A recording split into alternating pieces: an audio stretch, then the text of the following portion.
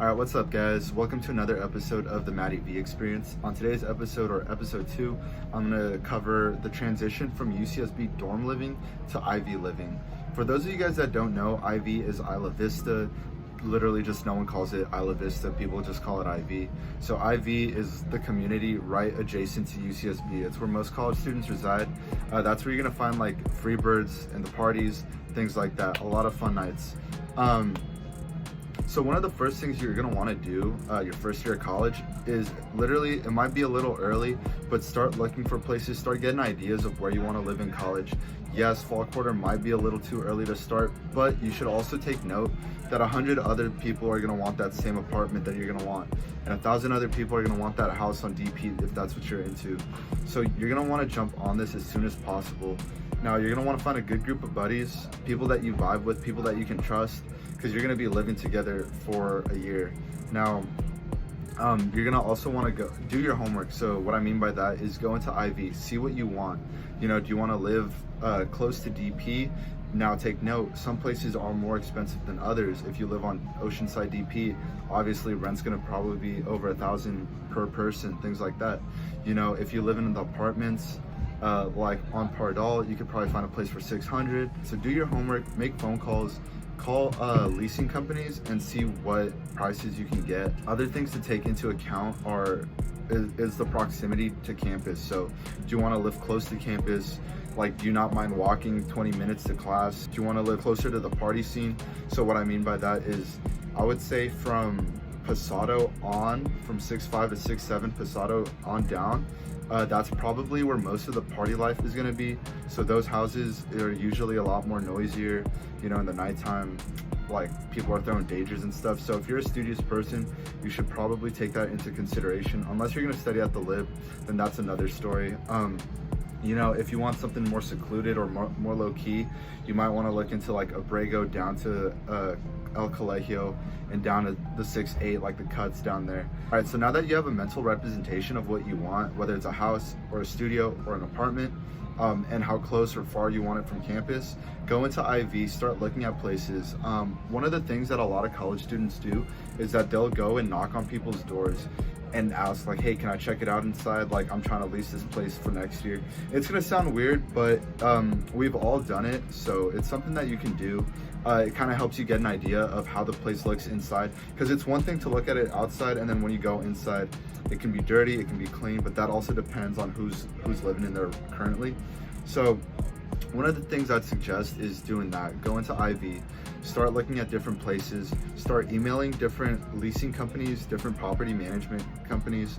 There's like IV Rentals, there's like Meridian, Kono Group. So one of the things you want to do when you're checking out the current apartment with the current tenants is you should ask them like their experiences with the companies that are running the place, you know, whether it was good, are they friendly, is their customer service on par, is it subpar, things like that, you know, or if you have a leaky faucet or maintenance issues, will they come the next day? Do they come that day, or do they take like a week, 2 weeks to come and fix the issue? Something else to take into account is you should ask them whether utilities are included. So, because that's going to be an extra expense.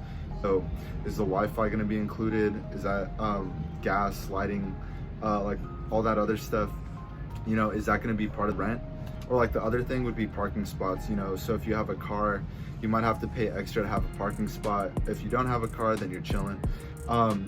Side note, I knew a dude that had bought a parking spot and would rent it out to other people, and he would make a quick buck off of that. So that, you know, that's something else you could do if that's what you're into. You know, other things you want to take into account are, you know, like, is there a laundromat on site? Are there washers on site? Things like that, because, you know, depending on how often you do your laundry, you're gonna have to either walk to the laundromat by Domino's, or you're gonna have to go drive to a laundromat. All right, so once you and your friends find this ideal spot, you know, it fits you guys, it fits your needs, you guys are all down to live there, you're gonna wanna reach out to the leasing company. So you're gonna wanna send them an email. They'll probably either tell you that it's already leased by someone else, or they'll be like, bet, and then they'll send you the application. So then once you get the application, make sure to fill it out as soon as possible. Make sure that you and your friends are all on the same page, or else someone else is gonna come in and swoop it and snag that place. And they're gonna wanna start the process going. So they're gonna want your ID, your driver license, they're gonna want co-signers, deposits. if you can start saving money up for a deposit, then you'll be set. So then say everything works out well, you guys secure your lease, you guys have your terms of agreement. The thing you should do when you move in is you're gonna want to like photograph everything, literally document everything that's wrong with the apartment. Take pictures of every like little crack in the wall, every stain on the rug, things like that. Take note of these things, write it down, take pictures, and then send it to the leasing company, but keep a record of it, because at the end of the year when you move out, they'll try and keep your security deposit. But if you have these things documented, you can literally send it to them and it's like, hey, these stains were here when I moved in, and you can save yourself $5,000 or however much your security deposit was. Personal experience, my second year of college, someone had told me to document everything, so I did. And it's gonna seem tedious, you know, it's gonna be a lot of work, it's annoying. Before you move in your furniture, literally just take your phone, take your iPod or whatever you're doing, and just record every spot, record every stain in the wall. We had a couple bleach stains on the rug my second year in my apartment, and I documented all this stuff. So then by the end of the year when we moved out, they were trying to keep our security deposit, but I literally had a documentation of everything, so I sent it to them and I got my money back. So those are things you should take into account. You know, you can save yourself a couple $100s or a couple $1,000s. Other things to do when you move in is, if you're gonna be the person in charge of the lease and the utilities, start calling your gas company, start calling your Edison, or your SoCal Gas, those utility companies, start setting them up so that you guys have them by the time you move in. Make sure you and your friends are all in agreement on who's gonna run this stuff and that everyone's paying on time so you don't get screwed over, because the last thing you want is to not have the money to pay the bills. That's pretty much the general idea of when you're gonna move from the dorms to IV.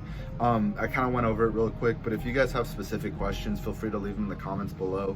Another thing to take into account, IV is an expensive spot to live. You know, we're all college students, we're all paying rent, utilities, phone, car bills, insurance, textbooks, things like that. So I'm not gonna say I did this, but I knew a couple of folks that did.